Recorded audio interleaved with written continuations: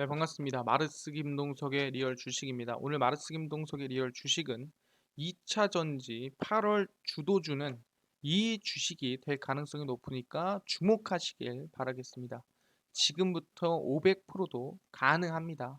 그래서 오늘 2차 전지 8월 주도주가 될 이 종목에 주목을 하시고 500%까지 한번 기대를 해보자 말씀을 드리겠습니다. 그래서 2차 전지 종목을 공개하기 이전에 저희 마르스 김동석의 리얼 주식 유튜브가 여러분들의 사랑으로 빠른 성장 나오고 있습니다. 현재 구독자 54,300명이고요. 6만 명을 향해 달려가고 있습니다. 그래서 여러분들에게 너무 감사한 마음에 최근에 2차 전지 관련된 시장 전망과 그리고 관련주까지 총정리한 무료 자료집을 나눠드리고 있습니다. 그럼 어디서 받을 수 있냐라고 한다면 영상 끝까지 시청하셔라 말씀드리고요. 그 자료집은 제가 직접 만든 리포트라고 보시면 될 것 같습니다. 그래서 2차 전지, 전기차 시장 전망부터 관련주들까지 총정리를 해놓은 자료집이니까 무료로 모두가 받아갔으면 좋겠다라고 말씀을 드리겠습니다. 그래서 이 자료집뿐만 아니라 여러분들에게 도움이 될 수 있는 영상들 항상 매번 찍어드리고 있으니까 이 영상 시청하시고 우리 유튜브 구독, 영상 좋아요, 그 다음에 댓글까지 남겨주시면 너무나도 감사하겠다 말씀드리고 나는 기법 강의도 관심 많아요 하시면 맨 아래에 저희 상크차트 연구소 유튜브 구독과 영상 시청까지 부탁을 드리겠습니다. 그래서 오늘의 주제는 8월 2차 전지 주도주라고 볼 수 있을 것 같은데 그건 어떤 종목인지 오늘 알아가시면 좋을 것 같습니다. 일단은 시장에 제가 얘기를 했었죠. 미국 시장이 좋지 않은 이유는 펠로시 이 하원 의장의 대만 방문 때문이다. 근데 대만 방문이 2일에서 3일 이틀이기 때문에 이틀만 버티면 증시는 아마 살아나지 않을까라고 말씀드렸습니다. 그래서 어느 정도 국내 시장은 힘든 한 이틀 정도를 버텨냈다라고 생각하시면 될 것 같고요. 그래서 아마 중국과의 불확실성은 단기간에 마무리가 됐다, 일단락이 됐다라고 보시면 될 것 같습니다. 그럼 이 안에서 충분히 이 8월을 책임질 수 있는 종목을 우리가 골라내야 된다라는 건데 그게 바로 이번 2차 전지 8월 주도주가 될 이 종목 모두 주목하시길 바라겠습니다. 아마 크게 뛴다면 500% 이상도 성장 가능성이 충분히 있다라고 보고 있으니까요. 집중하시면 될 것 같습니다. 일단 최근에 외국인이 돌아왔습니다. 외국인이 어디로 돌아왔냐라고 한다면 2차 전지와 게임에 많이 들어와주고 있다라는 거죠. 외인의 컴백입니다. 2차 전지 게임에 쑥쑥 들어와주고 있습니다. 보시면 3일 오후 증시는 대외적인 약재에도 외국인 투자자들의 투자 심리가 회복이 되면서 상승세를 유지를 했습니다. 그래서 대략 외국인이 뭐 매수가 들어간다 한다면은 어디에 매수가 많이 들어왔냐라고 한다면은 일단 전체 종목 322개 종목이 내린 반면에 513개 종목이 오름세를 나타내고 있었습니다.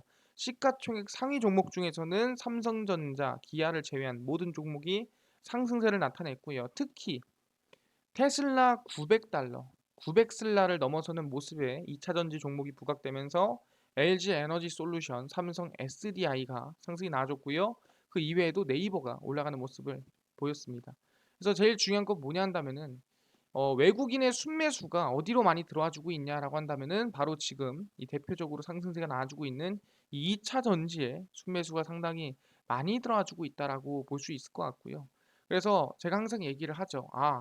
외국인들이 투자를 2차 전지에 많이 하고 있다라는 거는 뭔 소리냐 한다면은 국내에서도 기대감이 있지만 해외에서도 기대감이 있기 때문에 비교적 저평가돼 있는 대한민국에 투자를 하고 있는 거라는 거예요.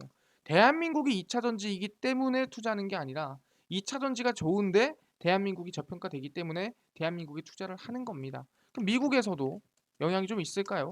라고 물어본다 한다 하면 현대 기아가 친환경차 미국에서 판매량이 열심히 증가하고 있습니다. 그러니까 국내 뭐 현대차에 들어가는 배터리라든가 아니면은 뭐 기아라든가 전기차 관련된 기업의 투자가 들어가고 있다라는 거죠. 지금 눈에 보이는 거는 이번에 출시된 아이오닉 6라고 보시면 될 것 같고요.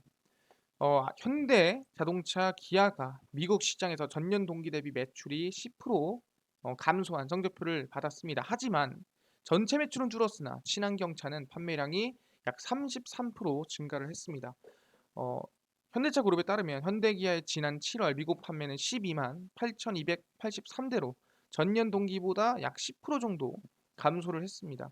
하지만 이 10% 감소한 것 안에서 제일 중요한 게 뭐냐 한다면은 현대차 제네시스는 5,203대가 판매돼서 올해 들어 월간 최다 대수 판매로 집계가 되고 있고요.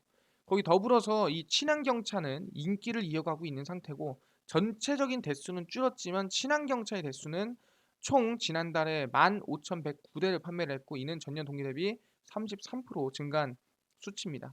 전기차는 4,966대로 지난해 같은 기간 대비 약 139.8% 증가 기록을 했고요. 아반떼, 소렌토, HEV 같은 경우에도 최다 판매를 기록을 했습니다.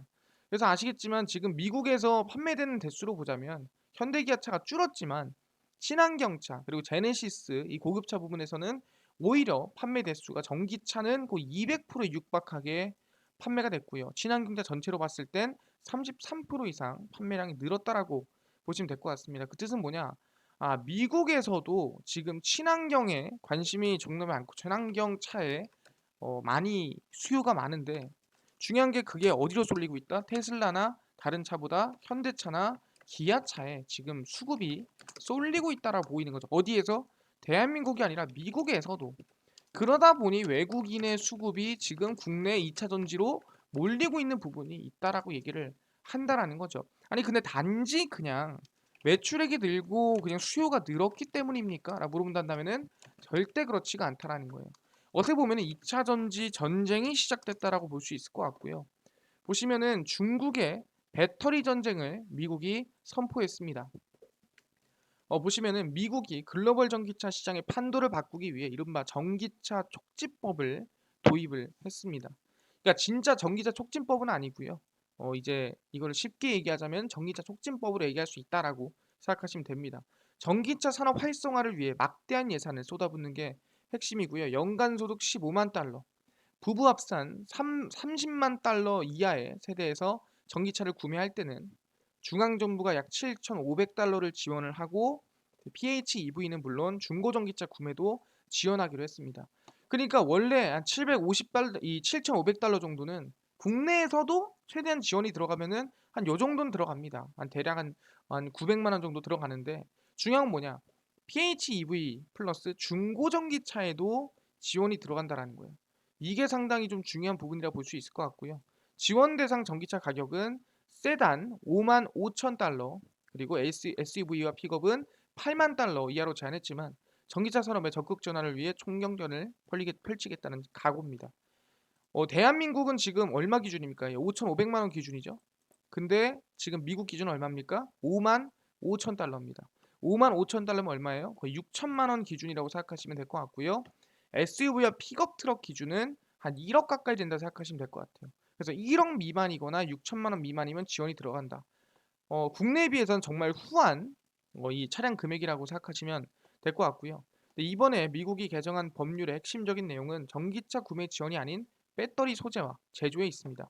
미국에서 보조금을 받고 전기차를 판매하려는 기업은 배터리에 사용하는 양극재와 음극재 광물을 조달할 때 미국을 포함한 동맹국, 그러니까 FDA 체결국에서 채굴이 됐거나 재활용된 소재만을 사용해야 된다. 그러니까 FDA 동맹국이나 FDA 체결국이 아니면 쓰면 안 된다라는 거죠. 2024년까지 해당 비중은 50%를 맞춰야 되고요.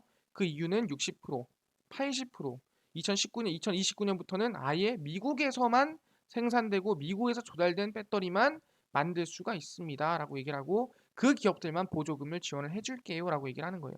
그러니까 뭔 소리냐? FDA 체결국이 아닌 국가에서 재료를 조달하거나 또는 아닌 국가에 뭔가 이 완제품이 아닌 제품을 가져와서 조립을 하면은 미국에서는 보조금 지원 안 한다. 너네 네 돈 써가지고 니들이 알아서 조립하세요. 하는 거죠. 이게 뭔 소리냐? 아예 미국과 동맹된, 그러니까 미국 편에 있는 이 기업들만 와서 돈을 지원해 주겠다. 또 우리 편 아니야? 너네 돈 지원 안 해줘. 편가르기가 시작됐다. 그게 바로 이번 법률의 핵심이라고 생각하시면 될 것 같습니다. 그래서 미국의 중국 배터리 견제는 중국이 향후 배터리 소재 무기화 가능성을 시사한 데서 비롯이 됐습니다. 그게 아시겠지 히토류겠죠. 여기서 무기화는 공급 가격의 조절을 의미하고요.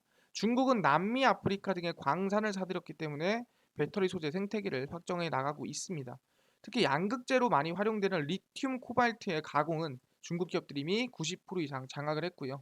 각 나라의 배터리 셀 제조 기업에 소재를 공급할 때 가격 차별이 일어난다라는 거죠. 왜 그러냐 한다면은 당연히 독점이 나왔기 때문이다라고 얘기를 하는 겁니다. 중국 소재 가공 기업이 CATL에는 저렴하게 공급하되 LG 에너지 솔루션에는 비싸게 판매할 수 있는 거고, LG 에너지 솔루션 배터리 사용하는 미국이나 현대차 같은 경우에는 가격이 올라가겠지만 CATL 배터리를 탑재한 중국차는 당연히 싸지기 때문에 대부분 중국차를 타는 거 아니겠습니까? 라고 얘기를 한다라는 거예요. 그러니까 중국도 마찬가지겠죠. 중국도 야 너 우리 편이야? 그러면 내가 100만 원에 해줄게. 너 우리 편 아니야? 너 200만 원 내. 라고 하면서 싸울 가능성이 충분히 다분하다라는 거예요. 그렇기 때문에 이미 지금 이거에 대한 리스크 때문에 전쟁이 시작이 됐다라는 거죠. 그래서 미국의 이번 결정은 중국에 대한 배터리 소재 의존도를 최대한 낮춰 중국과 배터리 전쟁을 펼치겠다는 의도를 분명히 하고 있다라는 거고, 그래서 중국의 의존도를 100% 탈피를 해서 중국이 뭐 저 리튬이나 양극재 소재를 가지고 쥐고 흔들던 말든 상관없게끔 만들고 싶다라는 미국의 의도라고 생각하시면 될 것 같습니다. 그래서 당연히 한국의 입장이 중요해졌죠. 한국 또한 현재 중국의 공급망에 의존하는 부분이 좀 있기 때문에 걱정이 크다라는 거죠. 중국이 20년 동안 공급망 구축에 매진해온 점과 비교하면은 이제서야 소재 독립의 걸음마를 시작한 상황이기 때문에 이 의존도가 낮추기 쉽지는 않다라는 거죠. 그렇기 때문에 지금 미국과의 패권 경쟁에 지금 중간에 껴있는 게 한국이다라고 생각하시면 될 것 같습니다. 근데 중요한 건 뭐다? 한국은 최근에 뭘 하고 있습니까? 그 재터리 전쟁이 시작이 됐다. 확인이 됐습니다. 그래서 지금 전기차 촉진법이 진행이 되고 있고요. 거기에 따라서 미국과 중국의 전쟁이 2차 전쟁이 시작이 됐습니다. 거기에 따라서 중요한 것보다 국내 대한민국에 있는 2차 전기차가 미국에서 판매량이 늘고 있는 상태죠. 그리고 현대차도 미국의 공장 조지아에 지었고요. LG 에너지 솔루션, SK온, 그다음에 뭐 삼성 SDI 그뿐만 아니라 그리고 롯데케미칼 등등 다 미국으로 진출하고 있습니다. 어쩔 수 없이 미국을 선택했다라고 볼 수가 있는 상태고요. 근데 제일 중요한 게 뭐냐 한다면은 알겠습니다. 근데 얼마 전에 중국의 CATL도 미국에다가 공장 짓는다 하지 않았어요? 그럼 얘네들은 지금 전쟁 중인데 이렇게 공장 지어도 됩니까? 그래서 그런지 세계 최대 전기차 배터리 기업 중국 CATL이 북미 투자 계획을 이번 법안 발표로 인해서 보류가 됐다라는 거예요. 세계 최대 전기차 배터리 기업인 CATL이 낸시 펠로시 미국 하원 의장의 대만 방문에 따른 미중 갈등 악화 속에서 북미 투자 계획 발표를 보류했다라고 발표를 했습니다. 그래서 전기차 배터리 공장을 멕시코에 짓는 방안을 검토 중이다. 6조 5천억을 투입하겠다라고 얘기를 했었는데, 그래서 테슬라, BMW, 폭스바겐 글로벌 전기차 시장에 큰 비중을 차지하는 대기업을 고객으로 두고 있습니다. 근데 미국에다 지을 수는 없기 때문에 멕시코에다 짓겠다라고 얘기를 했었어요. 왜냐하면은 전기차 배터리 물량의 32%를 생산하면서 시장 점유율 1위를 기록하고 있기 때문에 사실상 고객사들이 유럽이나 미국에 많기 때문에 당연히 근처에다 짓는 게 유리합니다. 근데 이번에 이 원래는 이 배터리를 공급하는 공장 설립 관련해서 발표를 앞두고 있었지만 연기했다. 그러니까 일단은 좀 보류하기로 했다라고 얘기가 나와주고 있다라는 거죠. 그 이유는 아까 얘기한 대로 미국에서 나온 전기차 촉진법 법안도 있겠지만 이번 이 펠로시 하원 의장의 대만 방문으로 인한 이 미중 갈등으로 인해서 아마 좀 미뤄진 게 아닌가라고 예상을 하고 있다라는 거죠. 그래서 CATL은 미국 대표 완성차 업체를 공략하기 위해 북미 지역 공장 건설을 추진해 왔으나 최근 분위기로 봤을 때 할 수가 없게 됐다라고 얘기를 하는 겁니다. 그래서 아마 CATL이 배터리 생산 거점을 두 곳으로 나눌 것이라는 예측이 있습니다. 무역 관세를 피하기 위해 미국과 멕시코에 각각 배터리 공장을 지을 수 있다라는 얘기 뭐 지금 나오고 있긴 합니다만 일단 당장에서는 좀 긴장이 고조되고 하다 보니 미뤄졌다라고 볼 수가 있을 것 같습니다. 그래서 이득이 되지만 지금 정치적인 문제로 인해서 이 투자까지도 그러니까 6조를 투자하는 것보다도 12조, 20조의 수익을 볼 수 있음에도 불구하고 정치적인 이유로 지금 투자가 보류가 되고 있는 상태다라고 볼 수 있을 것 같습니다. 아, 그렇네요. 이게 뭔 소리냐? 지금 이득을 볼 수 있음에도 미국 근처에다가 공장을 지어야 수익을 볼 수 있음에도 투자하지 않는다라는 거예요. 왜? 2차 전지 전쟁이 시작이 됐기 때문에. 그럼 뭐냐? 이에 분명 틈이 생깁니다. 중국이 공급해야 되고 그 다음에 거기서 미국이 수입해야 되는 이 상황에서 지금 서로 간의 전쟁으로 인한 2차 전지 전쟁으로 인한 문제가 생기니 틈이 생깁니다. 이 틈을 누가? 대한민국이 노려본다라는 거죠. 그래서 아시겠지만 최근에 나온 게 뭐냐? K배터리가 중국의 아성 LFP 리튬 인산철 배터리 개발에 뛰어들었다라는 기사가 나왔습니다. 보시면은 니켈, 코발트, 망간, NCM 등 이른바 3원계 배터리에 집중해왔던 국내 배터리 3사가 최근 들어 LFP 배터리 시장으로 눈을 돌리고 있는 상태입니다. 중국 업체들이 LFP 배터리를 앞세워 시장 점유율을 늘리자 국내 업체들도 다각화 차원에서 대응에 나서고 있는 상태고요. 일단 보시면은 2021년도에 CATL 3원계 배터리죠. CATL 같은 경우에는 28.6%, LG 엔솔이 23%, 6.8%, 15%쭉 들어갔어요. 근데 2022년도에 34%, 14% 점점 줄고 있죠. 그러니까 이 중국 거의 파이를 좀 뺏어오기 위해서는 중국에서 잘 나가고 있는 LFP를 내가 뺏어와야 우리 파이가 좀 늘겠다라고 얘기를 하고 있는 겁니다.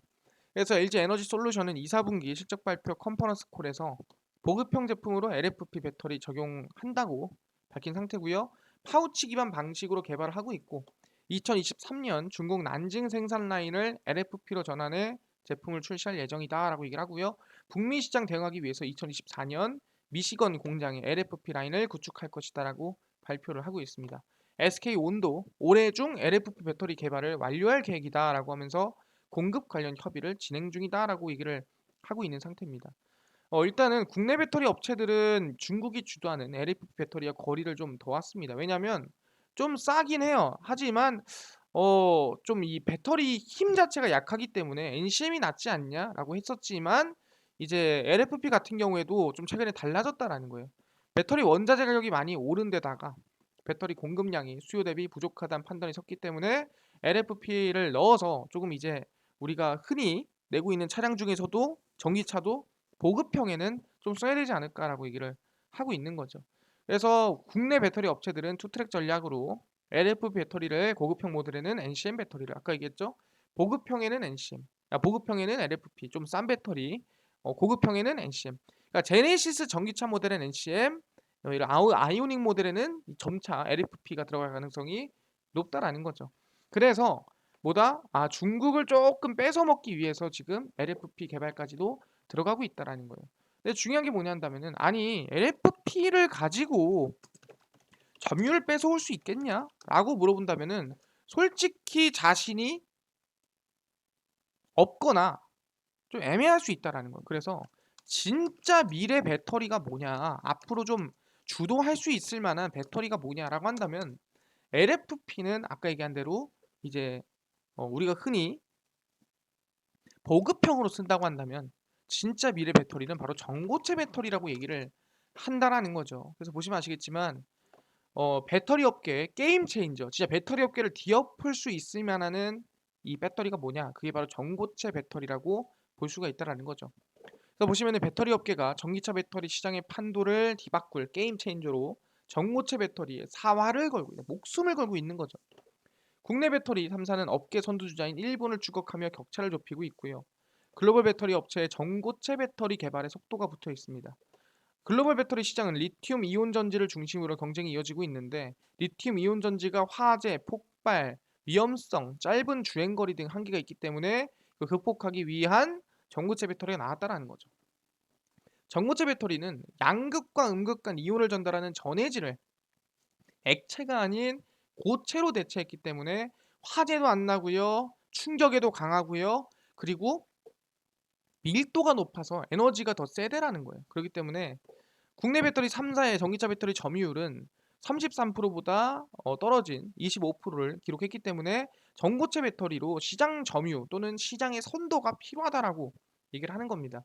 그래서 전고체 배터리 개발을 둘러싸고 한일 간 경쟁이 굉장히 치열하다라고 볼 수 있을 것 같고요. 일본, 미국, 유럽, 중국 등 10개국 지역과 세계 지식재산 기구 WIPO 등 2개 기관에서 출원된 전고체 배터리 관련 특허 보유 건수를 조사를 했습니다. 그래서 특허 건수는 약 1331건이고요. 대략 이제 이 도요타가 1등을 차지를 했습니다. 2위가 파나소닉이고 445건이고요. 3위가 이데미치코산 272건이고 이들 3개사를 포함해 상위 10개 중 6개가 일본 업체입니다. 그러니까 전고체 1위는 현재로서는 일본이라는 거죠. 4위가 삼성전자, 5위가 무라타 제작소, 6위가 LG화학, 스미모토 전기공업, 그다음에 후지필름, 현대자동차 등등이라고 보시면 될 것 같습니다. 그래서 한국이 1, 2, 3, 4, 5, 6, 12로 봤을 때 많이 밀렸지만 현재 추격을 하고 있다는 거예요. 삼성전자, LG화학은 2016년 이후 특허수를 늘리면서 일본을 추격해오는 상태고요. 2016년에서 20년 도요타의 특허수가 이전 5년보다 40% 늘어난 동안에 삼성전자는 100%, LG화학은 300% 이상 늘렸다라고 생각하시면 될 것 같습니다. 삼성 SL 같은 경우도 연구소 내에 6,500제곱미터의 전고체 전지 파일럿 라인을 착공했고요. 그래서 삼성 SDI가 거의 최초라 보시면 될 것 같습니다. 연구 개발뿐만 아니라 생산 능력도 향상하기 위해서 15조가 넘는 돈을 현재 투자하고 있고요. 근데 아마 전고체 배터리가 상용화되는, 그러니까 누구나 개나 소나 다 쓰는 타이밍은 2030년 약 7년 뒤쯤이라고 보고 있는 상태입니다. 그래서 아마 제일 중요한 건 뭐냐면은 그럼 멀었네요.가 아니에요. 왜냐면 이 중간에, 그러니까 24년 뭐 이때쯤 23년에 시제품이 나올 겁니다. 전고체 배터리를 최초로 넣은, 전고체 배터리를 최초로 넣은, 전고체 배터리가 최초로 들어간 차량 한 대씩 나올 겁니다. 그러니까 뭔 소리냐? 상용화까지는 아니어도 전기차가 출시되듯이 하나씩 하나씩 이 브랜드 또는 모델이 나올 가능성이 크다라는 거죠. 그래서 LG 에너지 솔루션이 2026년 30년, SDI가 27년을 목표로 전고체 배터리 상용화 시점으로 보고 있습니다. 그러니까 아까 뭐라 했어요? 23년, 4년 사이에 나올 가능성이 매우 크다라는 거죠. 그러니까 100% 상용화할 수 있습니다가 아니라 차량 한 대, 두 대 정도씩은 나올 가능성이 크다라는 거죠. 그래서 뭐다? 앞으로의 미래를 결정하는 건 LFP가 아니라 전고체구나라고 우리가 판단할 수가 있다라는 거죠. 그래서 누가 차세대 배터리 기술 경쟁이 상당히 좀 치열하다라고 볼 수 있을 것 같고요. 보시면 그래서 최근 배터리 화재 논란이 이슈로 떠오르면서 꿈의 배터리라고 평가받는 전고체 배터리에 관심이 커지고 있습니다. 아까 얘기했죠. 전해질을 액체가 아니라 고체로 대체한 배터리다라고 말씀을 드렸습니다. 그래서 삼성 SDI, LG 에너지 솔루션, SK온 모두 전고체에 대한 투자를 진행하고 있고요. 아까 얘기한 대로 삼성 SDI는 이제 전고체 파일럿 라인을 최초로 착공을 했습니다. 이거는 방금 전에 얘기를 했고요. 그뿐만 아니라 LG 에너지 솔루션은 차세대 배터리인 리튬 황전지와 전고체 전지 개발에 박차를 가하고 있습니다. 고분작의 전고체 배터리는 2026년, 황화물계 전고체 배터리는 2030년 양산을 목표로 삼고 있고요. 차세대 배터리 원천 기술 확보를 위해 독일 민스터 대학 내 배터리 연구센터인 MEET, 독일 국가연구기관 헬르머츠 연구소 민스터 지부와 함께 FRL을 설립을 했습니다. 그래서 지난해 9월 미국 샌디에이고 캘리포니아 대학에 이어 10월 카이스트와 손을 잡고 FRL을 또 설립한 바가 있고요. 전고체 배터리 최고 권위자 셸리멍 교수가 이끄는 미국의 UCSD 연구팀은 상온구동 장수명 전고체 배터리를 LG 엔솔과 공동 개발을 해서 또 인정을 받았습니다. 그러니까 어떻게 보면 가장 앞서 나가고 있는 기업이라고 볼 수 있을 것 같고요. 전고체 배터리는 60도 이상 고온에서만 충전이 가능한 한계를 갖고 있지만 상온에서도 급속 충전이 가능하게 한 기술들이 개발되고 있고 상용화에 가까워지고 있다라고 보고 있는 거죠. SK온도 당연히 적극적으로 진행을 합니다. 미국 조지아 공대 이승우 교수진과 함께 차세대 전고체 배터리 관해 협력 중이라고 볼 수 있을 것 같고요. 지난해 10월에는 전고체 배터리 기술 선도 기업인 미국 솔리드 파워에 대략 350억 정도를 투자를 또 해놓은 상태입니다. 그러다 보니까 충분히 이번보다 이 국내 이 배터리 3사도 이 차세대 2차 전지를 주도할 수 있을 만한 전고체 전지에 열심히 투자를 진행하고 있다라 볼 수 있는 거죠. 그렇네요. 삼성 SDI는 최초로 지금 이제 이 시범 생산 라인을 구축 중이라 볼 수 있을 것 같고요. LG 에너지 솔루션 같은 경우에는 지금 2027년, 2030년을 목표로 상용화할 수 있는 이 전고체 전지를 지금 개발하고 있다 볼 수 있는 상태고요. SK온 같은 경우에도 전고체 전지에 투자 중이다라고 볼 수가 있는 상태입니다. 아, 국내 기업들 다 진심이네요. 알겠습니다. 상당히 중요한 것 같은데, 아니 그래도 상용화가 27년이면은 아까 얘기한 대로 김동수 대표님이 2023년이나 24년도에 충분히 전고체 전지가 나올 수가 있다고 하는데 그거는 그냥 상상 아닙니까? 라고 물어볼 수도 있어요. 왜냐면은 얘네가 2027년도라는데 아니 김동수 대표님이 2차 전지를 만드시는 분도 아니고 어떻게 23년 4년에 나온다라고 얘기를 하십니까? 라고 하는데 나온다고 나왔습니다. 어디서 나왔냐? 어디서 발표를 했냐? 라고 한다면 바로 베트남의 빔페스트에서 전고체 배터리 2024년부터 장착을 한다라고 발표를 했고요. 대만 프롤로지움서 공급한다라고 이미 나온 상태입니다. 그래서 보시면 빔페스트고요. 이 차량 안에 전고체 전지가 들어간다라고 합니다. 그래서 베트남의 자동차 업체 빔페스트가 대만 전고체 배터리 업체 프롤로지움 테크놀로지와 장기 전략적 파트너십을 발표를 했습니다. 그래서 프롤로지움과 전고체 배터리 공급 관해서 MOU를 체결을 했고 수천만 달러 투자도 포함되어 있다라고 나와주고 있는 상태입니다. 그래서 아마 2024년부터 빔페스트 차량에 고체 배터리 셀을 제공할 예정이다라 나와주고 있고요. 아마 3기가와트 규모의 2023년 초부터 아시아에서 가동될 예정이다라고 보고 있는 상태입니다. 그래서 프롤로지움은 이 회사의 고체 전해질은 100% 재활용이 가능하면서 배터리셀을 만드는데 재사용할 수 있다 하면서 상당히 좀 미래지향적인 배터리라고 볼 수 있는 상태입니다. 그래서 빔페스트 같은 경우에는 어쨌든 이 베트남에 합작 투자 전고체 배터리 공장을 설립을 하면서 미국과 캐나다에서 전고체 배터리 제조 시설 구축을 논의해 나가기로 발표를 했습니다. 그래서 이미 어디서 베트남의 빔페스트에서는 2024년도에 전고체 배터리를 넣은 차량이 발표가 된다라고 이미 얘기를 했습니다. 계약도 끝냈고요. 공장 짓기로도 약속을 했습니다. 현실이라는 거죠. 우리가 꿈만 꿀 게 아니라 이게 현실이다. 전고체 배터리 전기차는 2024년에 나온다라고 확정 지을 수 있다라는 거죠. 알겠습니다. 얼마 안 남았네요. 그럼 지금부터 성장이라든가 기대감이 나올 수 있겠네요. 알겠습니다. 아니 근데요. 중요한 게 배터리 팩이 일단은 많이 나가야 뭐 전고체가 나가든 할 텐데 배터리 팩이 많이 나가긴 할까요? 지금 살짝 전기차 그래도 많이 좀 공급이 된 거 아닙니까? 라고 얘기할 수도 있을 것 같습니다. 왜냐면은 수요가 있어야 공급이 있고 공급이 다 됐으면은 뭐 사실상 얼마나 많이 쓰겠습니까? 라고 얘기하시는 분들이 있습니다. 그래서 확인해 보면 이거죠. 모빌리티 전기화 가속이 계속 될 걸로 예상이 되고요. 2027년 EV 배터리 백화 출하 3천만 대입니다. 이게 얼마나 큰 건데요. 현재 2022년이 1천만 대고요. 지금부터 약 3, 4년 안에 3천만 대로 약 3배까지 늘어날 가능성이 높다라는 거죠. 그래서 EV 배터리 녹색의 미래를 향한 드라이브라는 제목에서 발표를 했습니다. 그래서 배터리 팩의 추락 급증은 정부의 보조금 지원에 의해 직접적으로 야기되는 차량 비용의 하락이 핵심 동인이 될 것이다. 그러니까 차량가는 내려가고 지원금은 늘어나면서 아마 많은 사람들이 쓰지 않을까라는 예상을 하고 있고 이번 아이오닉 6도 지원 100% 들어가죠. 그래서 EV 중에서도 상용차 부분의 성장이 드러날 것으로 예상이 된다. 그래서 상용 전기차 배터리 출하량은 140만 대에서 약 700만 대까지 몇 배? 대략 5배까지도 성장이 나온다. 500% 이상 성장이 나올 가능성이 매우 높다라고 보이고 있다라는 거죠. 배터리 출하량이. 근데 아까 얘기했죠. 2017년까지 뭐다? 전고체다. 그러면은 이 배터리 팩은 지금의 LFP나 NCM이 아니라 앞으로의 전고체 팩으로 출하가 될 가능성이 매우 높다라고 볼 수가 있는 거죠. 그래서 탈탄소화 목표를 달성하는 데 전기차가 주력을 하고 있기 때문에 운송 서비스라든가 특히 정말 이 배기가스가 많이 나오는 이 대형 차량이 오히려 전기차를 더 많이 쓸 것이다라고 얘기를 하고 있는 겁니다.